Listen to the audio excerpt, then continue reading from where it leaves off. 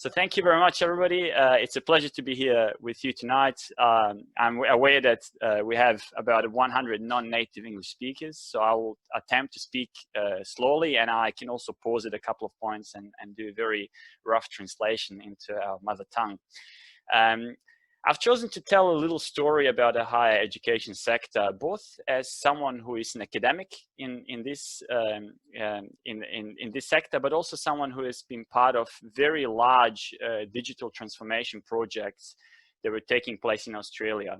A sector that has poured hundreds of millions of dollars over the last 10 years to try to create a digital uplift in the sector. Whether we succeeded or not, I will tell you about now, where there's many, many things that we can learn from the mistakes that we have made.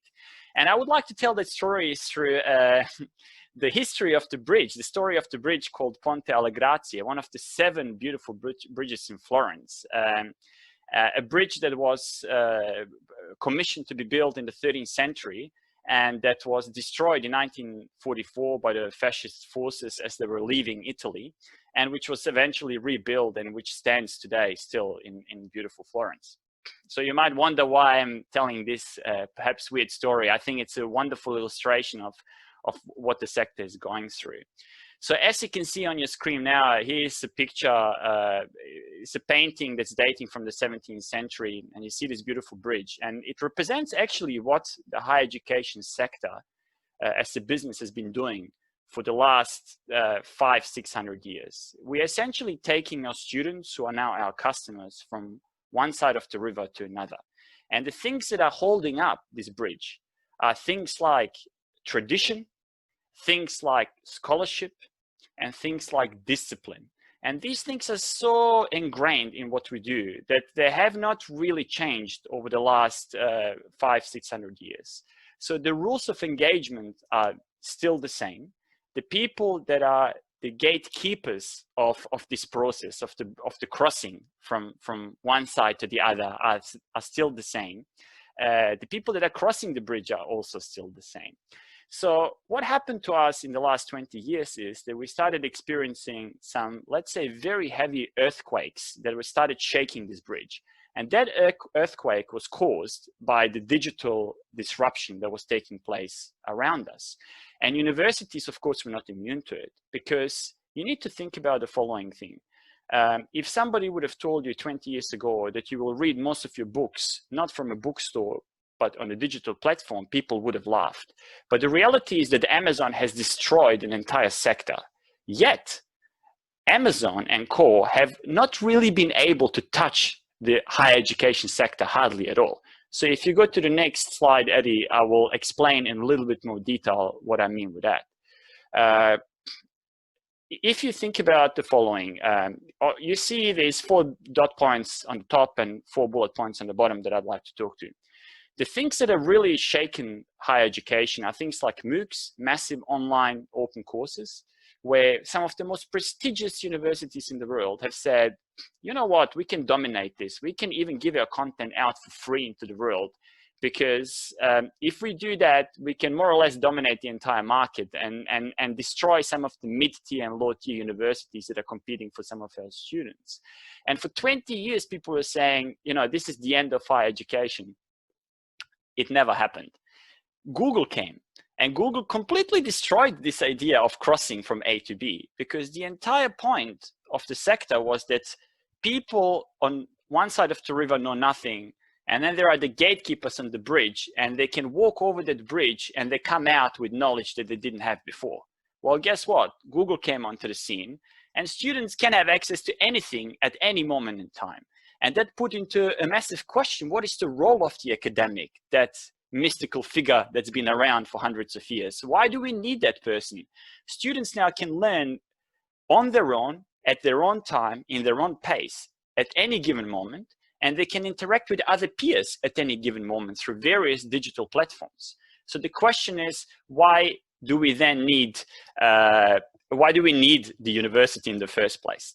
So what is really interesting, and mind you, I've told you, universities and the sector have put billions actually of dollars globally into creating a digital uplift, is that there are 2 phenomena that took place. The first one is incredible resistance by universities, by academics to change the product that they're delivering. So that's the first observation. I was part of a $10 million project, which basically resulted in no digital uplift because the academics completely blocked the process in itself. And equally, what's really interesting is that we have the reality that right now, globally speaking, there's less than 20% of online learning taking place. And that's a very important observation to make. And this is important not just for the higher education sector, but for anybody involved in digital transformation.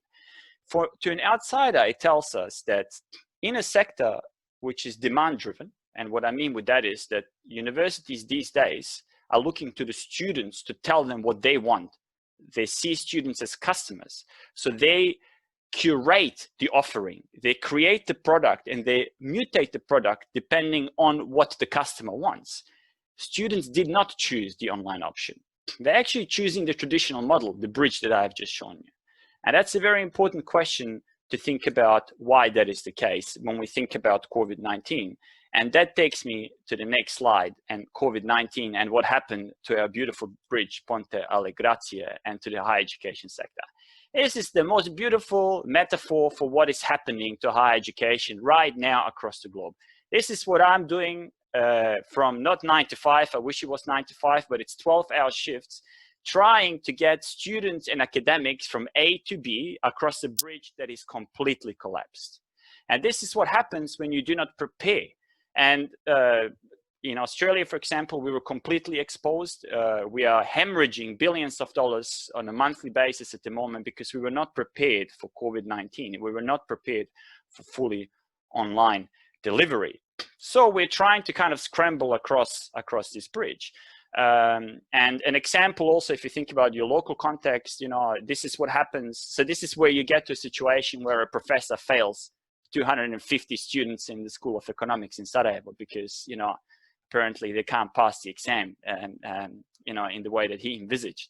So it's basically mayhem. Now, if you look at that picture, there are two metaphors here. One is of catastrophe and mayhem and no control, which is partly true. But the other one is an image of opportunity, because we will have to rebuild this bridge. And the question is, how do we imagine this bridge to look like? Do we need the bridge in the first place, or do we need a different type of transport to get us from A to B? And I'd like to finish off with a word of caution here. There is a bit of a cliche at the moment, whether you're on LinkedIn or you're listening to talks, to talk about the great opportunities of COVID-19. And I agree partly. There are many, many amazing opportunities that are coming out of this. But we have to be careful not to make the same mistakes that got us into the crisis in the first place. And the example that I would provide in the higher education sector is the fact that I've told you before, that even before COVID-19, the majority of students did not choose to engage with the university in an online setting. They actually preferred the face-to-face experience. So when we are changing our products, when we're trying to look to shape the markets in a different way, we can't lose track of who the customer is and what the customer actually wants. And it is only through this paradigm, if we think about it very holistically, that we can start to be innovative, very disruptive, but in a productive way. And that we don't, if you want to borrow the term of football, that we don't lose track of the ball, keeping our eyes always on the ball. And that's it for me, really.